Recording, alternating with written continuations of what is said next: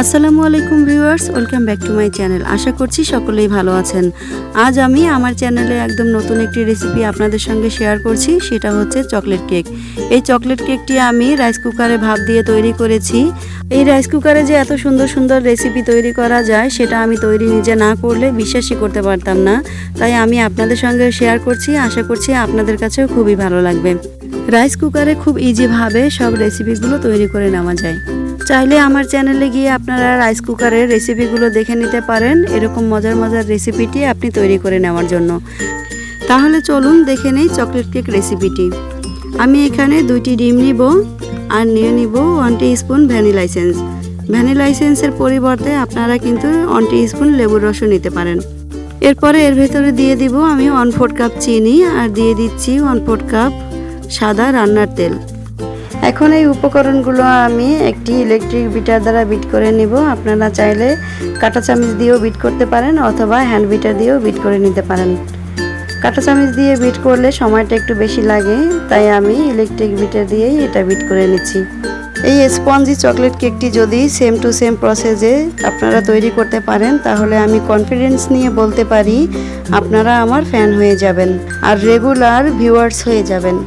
চিনিগুলো গলে না যাওয়া পর্যন্ত এটা ভালো করে বিট করে নিতে হবে।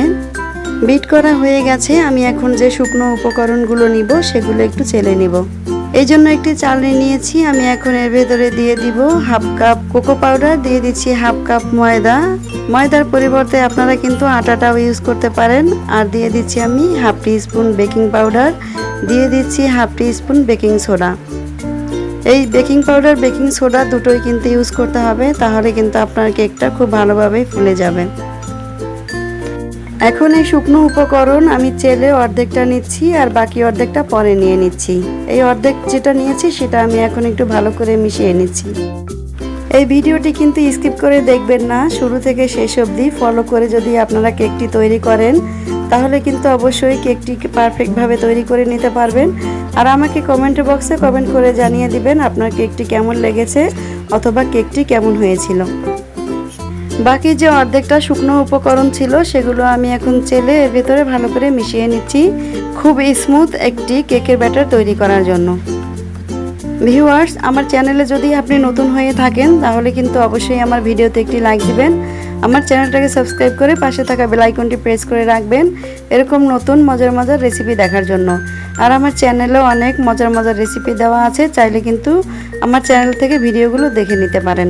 আশা রাখছি আমার ভিডিওগুলো আপনাদের কাছে খুবই ভালো লাগবে।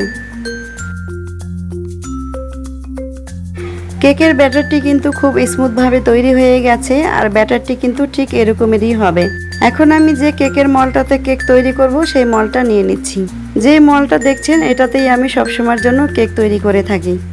এই মলটাতে আমি আগে থেকে তেল ব্রাশ করে রেখেছি আর সাইজ মতো পেপার কেটে রেখেছিলাম, সেটা বসিয়ে দিয়েছি। এখন এই মলের ভেতরে আমি সবগুলো কেকের ব্যাটার নিয়ে নিচ্ছি।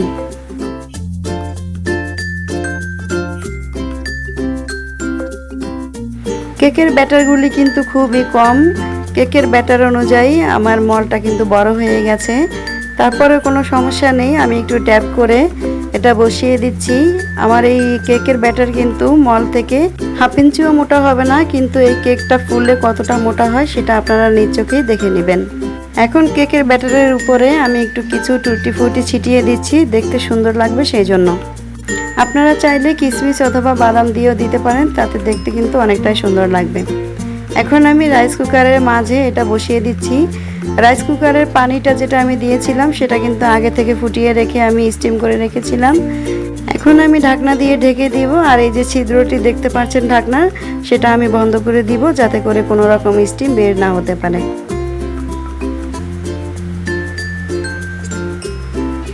ফিরে আসবো 20 মিনিট পরে। 20 মিনিট পর ফিরে আসছি। দেখুন কেকটা কিন্তু ফুলে 3 ডাবল হয়ে গেছে। আমি এখন একটি টুথপিক দিয়ে চেক করে নিচ্ছি। টুথপিকটা কিন্তু খুবই ক্লিন এসেছে, তার মানে কেকটা পুরোপুরি হয়ে গেছে। আমি এটা এখন নামিয়ে নিচ্ছি। কেকটা কিন্তু খুবই গরম, আমি কিন্তু এটা ঠান্ডা হতে দেইনি। আমি এখন ছুরির সাহায্যে এটা চারপাশ থেকে ছাড়িয়ে তারপরে একটি প্লেট দ্বারা তুলে দেখাচ্ছি।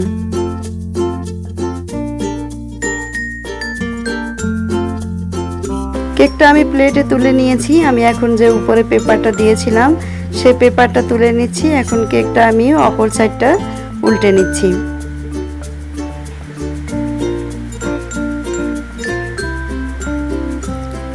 দেখুন তৈরি হয়ে গেল আমার চকলেট কেক।